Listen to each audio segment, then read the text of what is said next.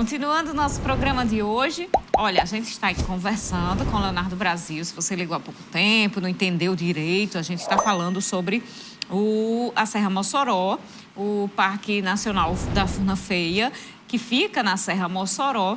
O Leonardo Mendes Brasil, Leonardo Brasil, é chefe do NGI, do ICMBio, que é o Instituto Chico Mendes de Conservação da Biodiversidade, que gerencia ali aquela área.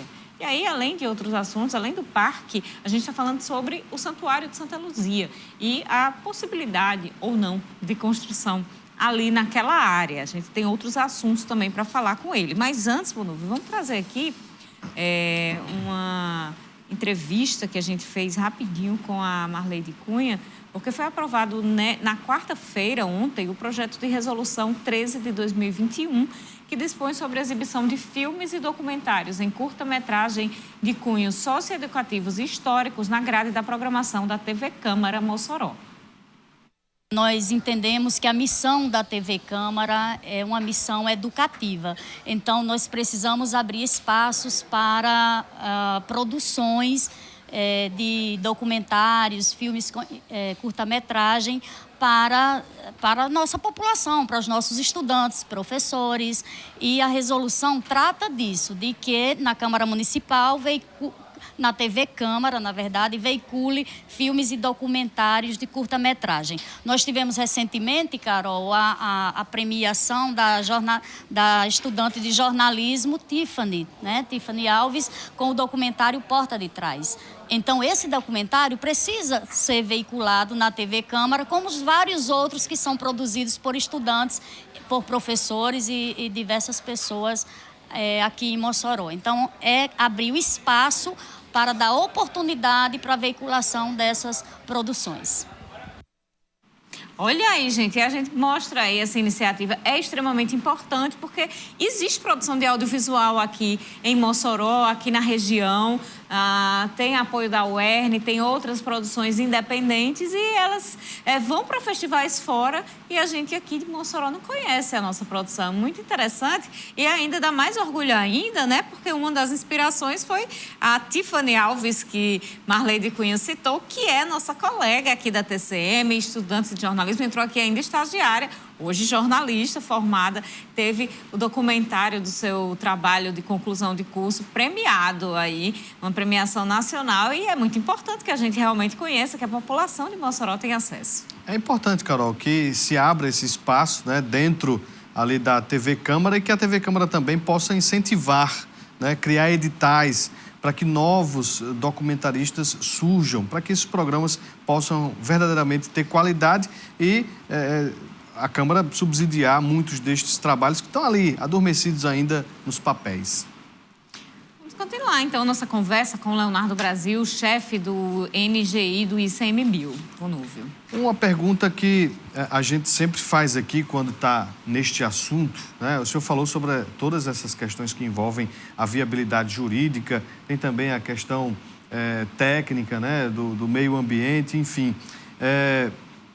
Para ali aquela área, né? No que está servindo hoje para Mossoró? O senhor falou muito sobre, né, as cavernas, a qualidade lá do ambiente, mas é possível hoje visitar? É claro que o destino que a gente estava falando agora há pouco era o destino religioso, mas poderia ser um destino para conhecer ali aquela região. É possível esse tipo de turismo ambiental através daquela área? Hoje a gente realiza as atividades de turismo com cunho pedagógico. Então, a boa parte das turmas das universidades daqui do município, mas não só daqui, nós já recebemos universidades da Paraíba, do Ceará, de Pernambuco, visitantes vindos fazendo projetos de doutorado, de mestrados, vindo da Nicarágua, vindo de Porto Rico, americanos, alemães, japoneses, mas sempre com um cunho de pesquisa e pedagógico. Por quê? Porque a visitação para o turismo, em geral, ela prescinde de algumas normas e estruturas, né? E o tempo de implementação disso pelo governo, infelizmente, não é o tempo que a gente gostaria de já ter essas visitações, né? Eu vou contar rapidamente uma história que eu tive quando eu cheguei aqui ainda em 2014. O então secretário de turismo à época, né, Rútilo Coelho, me procurou e falou assim: agora que a gente tem servidores no Parque Nacional, a gente abre o parque quando? Daqui a 3 meses? Aí eu falei: secretário, vamos fazer o seguinte? Levei, junto com o apoio do Sebrae, a gente fez um fan tour. Levamos vários representantes da rede hoteleira do município, representantes da prefeitura, da Câmara de Vereadores, dentro das cavernas. Eu lembro dessa visita. E aí, eles comentaram assim, quando a gente saiu, eu falei: e aí, vocês acham que dá para abrir para visitação desse jeito? Sem ter estrutura de segurança, sem ter guias capacitados? Eles, não dá. Então, a gente tem algumas coisas e, infelizmente, o tempo do governo não é o tempo que a gente gostaria. Mas a gente tem notícias boas. A gente está com a implementação das estruturas de visitação na primeira das cavernas, né? Nós elencamos 3 como cavernas prioritárias pelo potencial turístico delas. A primeira delas já está em implementação. A nossa previsão é que a gente conclua isso até o final do mês de junho, se as chuvas deixarem. A gente está quase um mês sem conseguir executar as obras dentro da caverna para poder receber o visitante. Mas a gente tem a previsão, sim, de no início do segundo semestre, se tudo correr bem, abrir para a visitação turística em geral a primeira das cavernas. A segunda das cavernas, eu estava ontem com a equipe das empresas que estão participando do processo seletivo para a conclusão do projeto e construção. O tempo previsto para isso é de 390 dias, então aí pouco mais de um ano. Se correr tudo bem com essa seleção, eu acredito que no ano que vem a gente tem 3 cavernas já sinalizadas, estruturadas e abertas para visitação turística em geral. Pelo que a gente conversou no bloco anterior, Leonardo, eu acho que o uso ali daquele espaço vai servir só mesmo para o turismo ecológico e não o turismo religioso ali diante de todas as questões inerentes aí à instalação de um empreendimento como o Santuário de Santa Luzia. Existe previsão de quando funcionará toda a área do parque? A gente pode contar o quê aí? Quantos anos? Olha, as 208 cavernas existentes, não são todas elas que têm o potencial turístico. Nós temos cavernas que têm 20, 30 metros, são cavernas muito pequenas. Algumas nunca serão visitadas. Não serão visitadas, porque elas não têm potencial para o turismo. Então, a gente elencou pelo menos 15 cavernas com um grande potencial.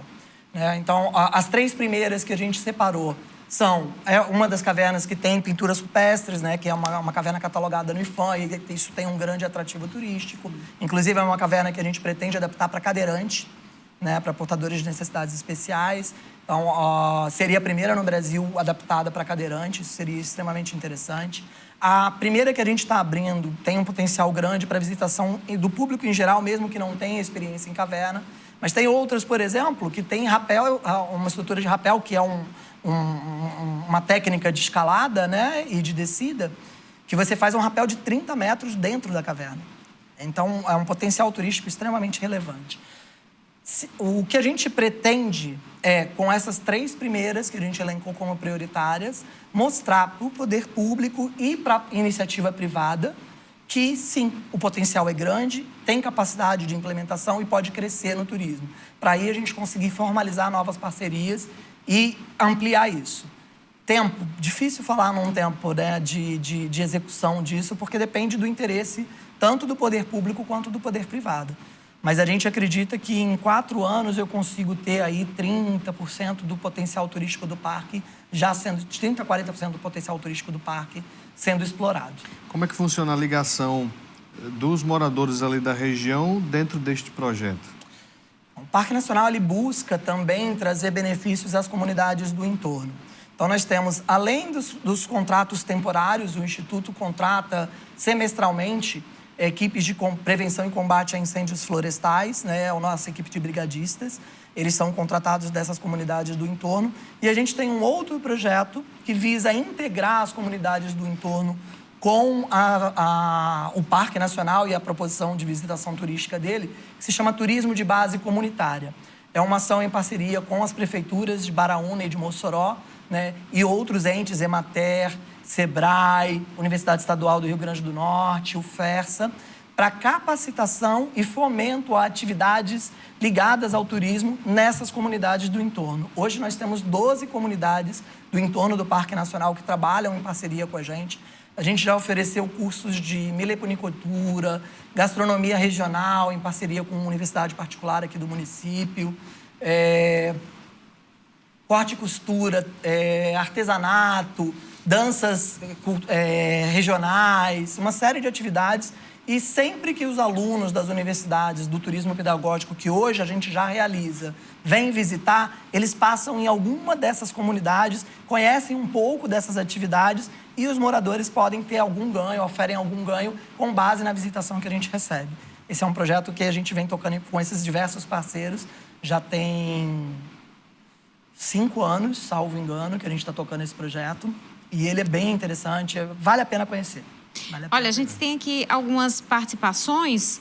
O Ortuan Lima, de Aracati, viu, Vonúvia? A audiência aqui de Aracati. Ele diz, no município de Mossoró, só existe a Serra Mossoró como local ideal para o Santuário de Santa Luzia ou existem outros? Existem outros, inclusive a Diocese, o Laurêncio Amorim, após essa reunião que aconteceu na última segunda-feira com o Leonardo Brasil sobre este assunto, estiveram aqui na TCM, conversaram com o nosso jornalismo, conversaram com a gente e informaram que já existe ali, inclusive, alguns locais em vistas próximo à BR, né, Vonúvia, as margens da BR, locais, inclusive, onde existe uma estrutura já. Eles vão buscar um local, já ofereça um local pré-estruturado para que seja instalado ali o Santuário de Santa Luzia. A gente tem aqui a participação da Maria Alves, de Abolição 3. Gostaria de saber do entrevistado se ele sabe da existência de um loteamento, desmembramento da serra. Tem um terreno lá e gostaria de saber se passa por esses abalos, pois fica ali na redondeza. Eu creio que sejam os impactos, né, de uma possível construção.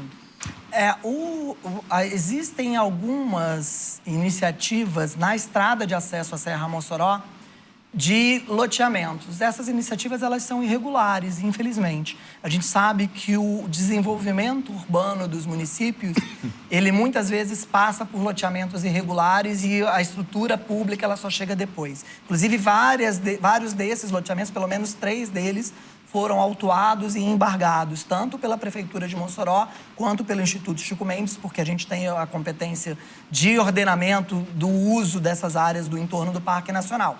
Então, sim, há um problema na grande parte daqueles loteamentos ali. 3 deles, pelo menos, já estão embargados. Tem um outro que a gente ainda está analisando documentações apresentadas. Mas o que efetivamente temos de concreto quanto à legislação ali? Existe uma lei estadual, não é uma lei do governo do ICMBio, tá? Que estabelece fração mínima de parcelamento para áreas rurais. E o governo do estado estabelece que, para o município de Mossoró, a fração mínima de parcelamento é de 2 hectares. E esses loteamentos que estavam sendo feitos lá vendem lotes de 200 metros quadrados. Então, essas pessoas que compram esses lotes, muitas vezes compram sem ter conhecimento disso, acabam comprando uma coisa que depois eles nunca vão conseguir regularizar. Porque se eles forem ao cartório tentar regularizar o documento particular de compra e venda que aquele vendedor ofereceu a ele, o cartório vai dizer, eu não posso registrar essa matrícula, porque ela é menor do que a fração mínima de parcelamento. Então, infelizmente, as pessoas, às vezes, são ludibriadas nesse processo e isso é extremamente problemático. Leonardo, você estava falando agora há pouco sobre a Estrada do Melão, né, que tem uma situação aí que também faz com que a obra não dê continuidade. O que está acontecendo? Então, como eu falei para vocês, a zona de amortecimento de uma unidade de conservação ela tem regras especiais de uso. E essas regras são exatamente para que a gente consiga garantir fragmentos florestais, vegetação nativa ainda nessas zonas em volta do parque. Porque eu costumo muito dizer para as pessoas, cerca é coisa de homem, não é coisa de bicho. Os animais não reconhecem fronteiras, cercas, eles buscam o habitat deles. Quando a gente ocupa o habitat, eles entram nos nossos espaços, né? Então, a gente procura regulamentar esses usos. E aí, os processos de licenciamento, como o da Estrada do Melão, passam por uma análise técnica do ICMBio. A Estrada do Melão ela tem um trecho de uns 12 quilômetros aproximadamente que está dentro da zona de amortecimento do parque, então a gente restringe a nossa análise a esse trecho, né? E aí dentro desse trecho tem um pedaço que, em vez de usar a vicinal já existente, a estrada de terra que já existe, a proposta do governo do estado foi ignorar essa estrada existente e fazer um novo trecho cortando um fragmento de 600 hectares de vegetação nativa. E aí, a gente, quando fez a análise técnica do projeto, eu pedi que o governo do estado reavaliasse esse trecho específico, né, do corte desses 600 hectares de vegetação nativa, porque a gente entende que é uma fragmentação que não tem necessidade se você já tem uma estrada de terra que hoje funciona para o trânsito, né? Então, o que seria necessário, talvez? Talvez suavizar algumas curvas nessa estrada já existente, por conta do trânsito de veículos pesados, você ter curvas muito fechadas, realmente é problemático. Mas você não precisa cortar um fragmento tão grande de vegetação nativa se você já tem uma estrada vigente. Então, o governo do estado está fazendo a complementação desses estudos. Eles têm um prazo, se eu não me engano, até o final do mês de maio, para apresentarem isso novamente ao ICMBio, para aí sim a gente complementar os estudos e emitir a autorização para a continuidade da obra.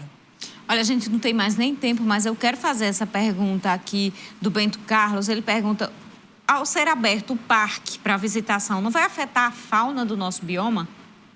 Rapidinho. Pergunta extremamente interessante. O plano de manejo, que é a regra que ordena o uso do parque, ele estabelece zonas específicas dentro dele. Algumas delas direcionadas para a instalação de infraestruturas de apoio à visitação do turista, outras direcionadas para a visitação e outras que são o que a gente chama de zona de preservação, que não irão receber visitantes, exatamente para a gente preservar aquelas áreas que têm a vegetação e a fauna em maior exuberância e mais delicada. Então, o parque é aberto, mas nem todo ele vai ser visitado. Tá certo, Leonardo Brasil, chefe do NGI, do ICMBio. Muito obrigada pelas explicações e pela presença no programa de hoje. Eu que agradeço o convite, à disposição sempre que vocês quiserem, a gente pode vir novamente falar com vocês. Seja sempre bem-vindo. A você de casa, boa noite. Até amanhã. Muito obrigada pela audiência. Amanhã a gente se encontra ao vivo aqui na TCM. Uma ótima noite e até lá. Cenário político. Oferecimento.